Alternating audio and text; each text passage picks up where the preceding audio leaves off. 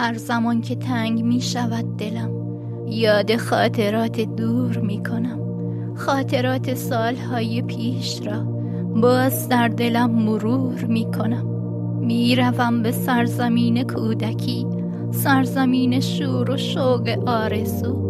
یاد می کنم ز روزهای درس، روزهای خنده و بگو مگو. ساعت ریاضیات در کلاس ترس و لرز بود و اضطراب بود. در سر کلاس درس فارسی خواندنم همیشه پرشتاب بود.